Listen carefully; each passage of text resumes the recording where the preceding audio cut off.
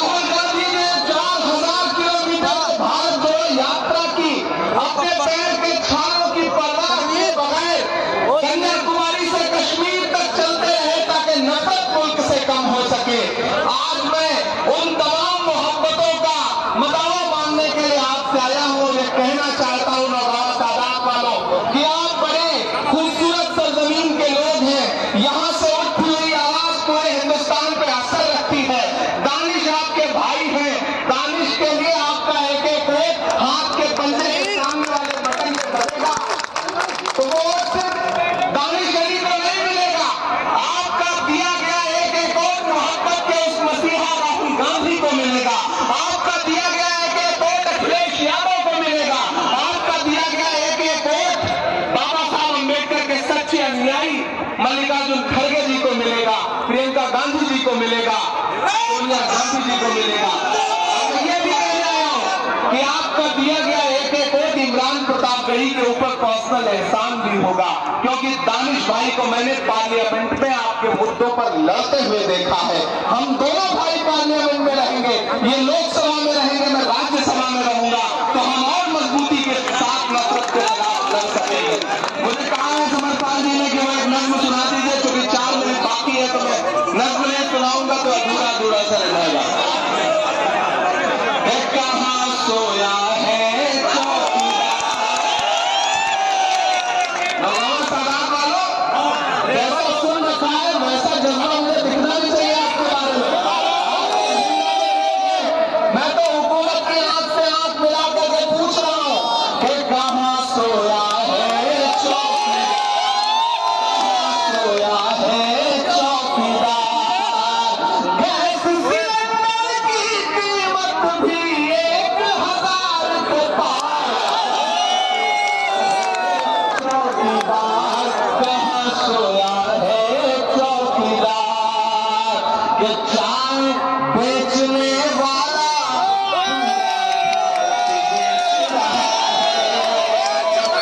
चाय बेचने वाला पूरा भारत बेच रहा है, इसी काम में हासिल उसे महारत बेच रहा है।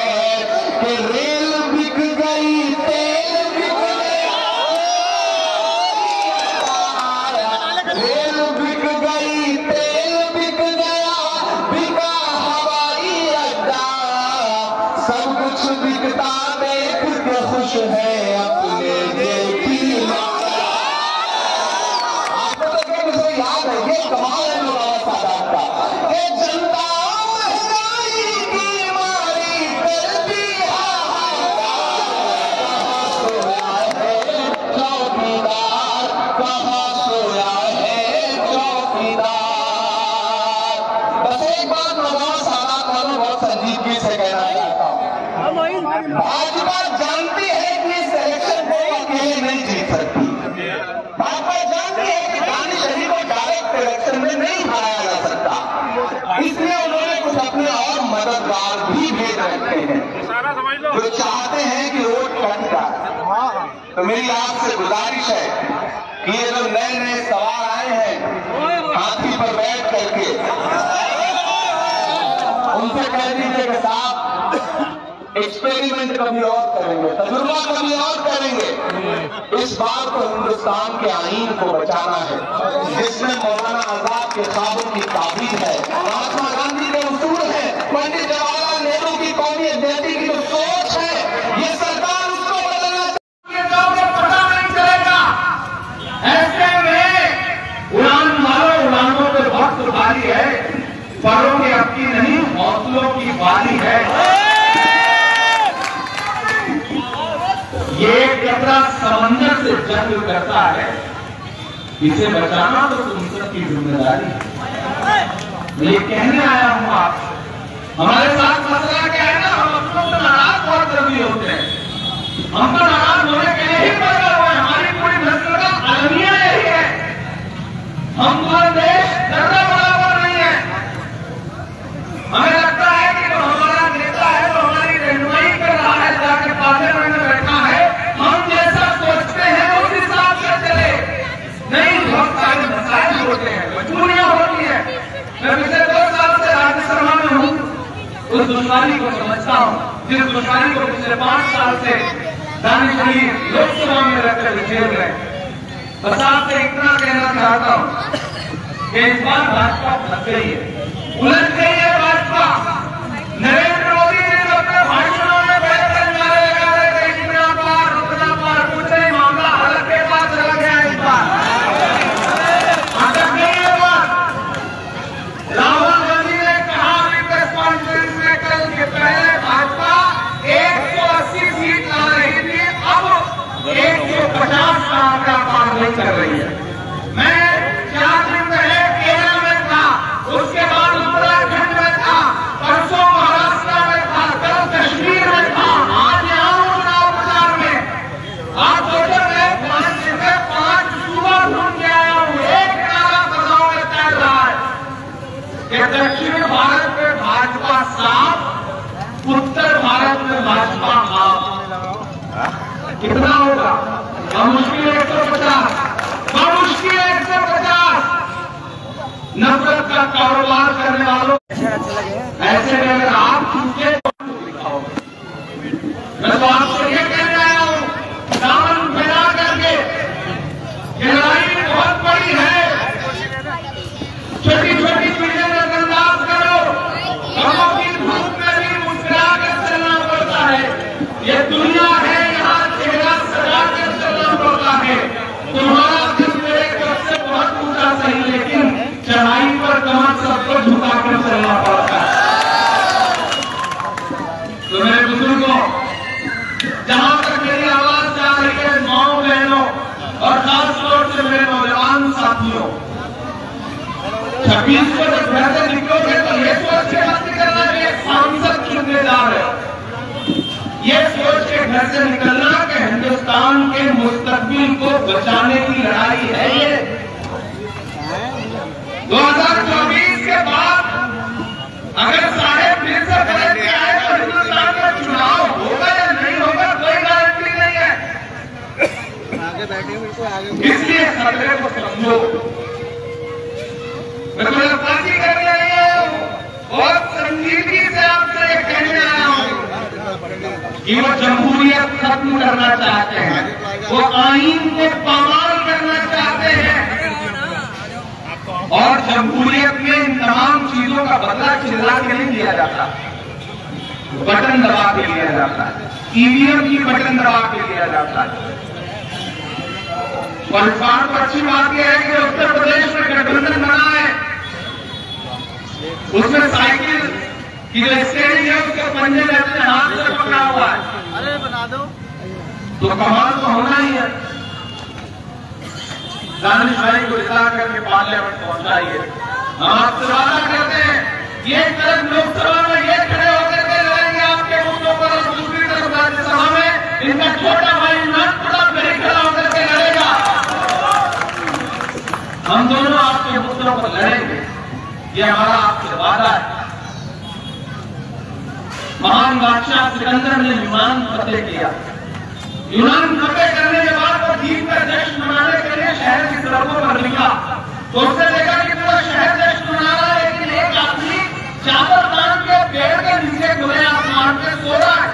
सिकंदर को गुस्सा आया, सिकंदर अपने घोड़े से उतरा, उस शख्स के पास गया, सोते हुए इंसान के पास, और उसे जोर की लात मारी और लात मार के कहा कि क्यों रे, मैंने शहर फतेह कर लिया, शहर जश्न मना रहा है, तू सो रहा है। तो इस फकीर ने उंगली आंखों से सिकंदर को देखा और देख करके कहा कि शहर फतेह करना बादशाह का काम है, लेकिन लात मारना तो गधे का काम है। क्या खुदा की कायनात में इंसानों की इतनी बड़ी कमी हो गई जो उसने बादशाह से गधे के हाथ में सौंप दी? लात तो आपको भी पड़ी था 2014 में, महंगाई की लात पड़ी, नोटबंदी की लात पड़ी, उसके बाद जीएसटी की पड़ी, और अभी तो साहब भ्रष्टाचार में बड़ी बड़ी बातें करते थे। इलेक्टोरल बॉन्ड के नाम पर तो ऐसा घपला किया है ना कि जिस दिन सरकार जाएगी उस दिन जो इलेक्टोरल बॉन्ड की चार्जशीट है ना, उसमें जो लिखा है, उसके बाद तो हिंदुस्तान के तमाम ऐसे सफेद पोस्ट जेल जाएंगे कि दुनिया देखेगी, दुनिया का सबसे बड़ा घोटाला है वो। इसलिए मेरे भाइयों में आपसे कहने आया हूं, एक बहुत संजीदा सी बात कहता हूं। मुझे याद है 7 सितंबर 2022 को कन्याकुमारी में समंदर के साहिल में खड़ा हुआ जीन्स और टी शर्ट, एक ट्राउजर और एक टी शर्ट में एक शख्स खड़ा याद है मुझे, जिसके लिए नरेंद्र मोदी कहते थे कि वो शहजादा है। राहुल गांधी के लिए अमित शाह और नरेंद्र मोदी की शब्दावली क्या थी? वो शहजादा है, राजकुमार है। लेकिन वही शहजादा, वही राजकुमार हिंदुस्तान की आवाम को अपने सीने से लगाता हुआ, हिंदुस्तान की सड़कों की खाक छानता हुआ 4000 किलोमीटर पैदल चला। अगर शहजादे ऐसे होते हैं तो ऐसे शहजादों को पलकों में बिठाया जाएगा। और नरेंद्र मोदी जी खुद को फकीर कहते हैं। एक तरफ राहुल गांधी जो एक टी शर्ट और एक ट्राउजर में 4000 किलोमीटर हिंदुस्तान की सड़कों की खाक छानता है ताकि हिंदुस्तान को समझा जा सके, आवाम का दर्द बांटा जा सके। और एक तरफ वो शख्स है जो खुद को फकीर कहता है, लेकिन वो 10 लाख का सूट पहनता है, लिबाडो का चश्मा पहनता है और 8500 करोड़ के जहाज पर चलता है। आने वाले दिनों में हिंदुस्तान तय करेगा कि शहजादा कौन है और फकीर कौन है। हिंदुस्तान को तय करना पड़ेगा। मैं तो आपसे ये कहने आया हूं कि आप इस बात पर ईमान रखते होगा कि मजदूर का पसीना सूखने से पहले उसकी मजदूरी उसे दे दी जाए। रखते हो ना इस बात पर ईमान? हम लोग बताओ मुझे, रखते हो ना इस बात पर ईमान? तो फिर वो इंसान 4000 किलोमीटर नफरत के खिलाफ मजदूरी करता रहा, उसकी मजदूरी देने का वक्त आ गया। मैं आया हूं आपसे, राहुल गांधी की मजदूरी मांगने आया हूं मैं आपसे। 26 तारीख को अपने घरों से बाहर निकलिए। आपसे एक छोटी शिकायत भी है।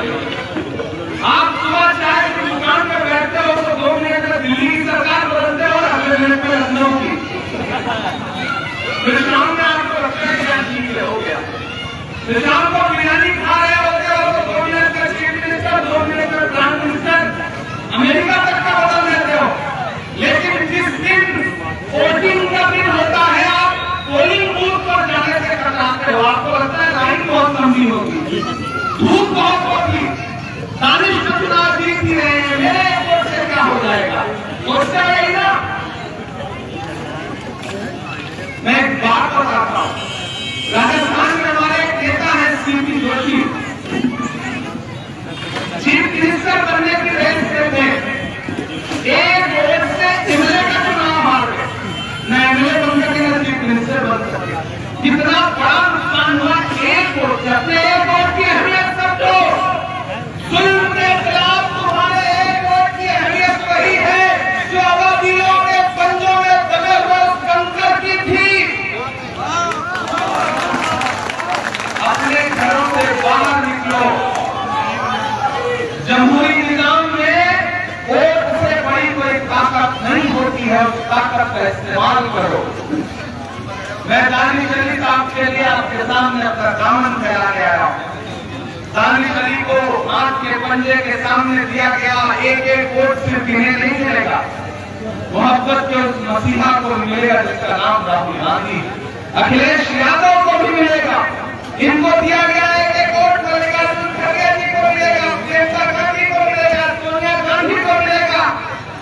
और इनको दिया गया एक वोट केजरीवाल साहब की रिहाई में कारगर होगा। इमरान प्रताप गढ़ी के ऊपर पर्सनल एहसान होगा। तो इसलिए मैं आपसे गुजारिश करने आया हूं कि तकसीम होने का वक्त नहीं है। भाजपा जानती है कि इस इलेक्शन को अकेले नहीं जीत सकती, इसलिए एक साहब को सजा बजा करके गणराज के ऊपर बैठा के देता है। आपके चैनल से भाई ऑनलाइन, क्योंकि भाजपा जानती है कि इसीलिए हाथी को बैठा के साथ दे देते हैं कि जाओ और वोट काटो। ये तजुर्बा करने का चुनाव नहीं है कि 500 इनको मिले दो, 1000 उनको मिले दो, मोहल्ले वाला उनको मिले थे। नहीं, मोबाइल से लोगों के एक वोट की अहमियत समझो। ये हिंदुस्तान की जमहूरियत और आईन को बचाने का चुनाव है। अभी नहीं तो फिर कभी नहीं ये याद रखना कि अगर अभी नहीं, इस बार नहीं, तो फिर कभी शायद मौका नहीं आएगा। अगर चाहते हो कि दिल्ली में जमहूरियत को मानने वाले और आईन का भरम रखने वाले लोगों की हुकूमत आए, तो फिर अपनी भागीदारी को आपको निभानी पड़ेगी। दानिश भाई को उठा के भेजना पड़ेगा। अगली बात लंबी हो गई, दानिश भाई के नजर सुना देते हैं।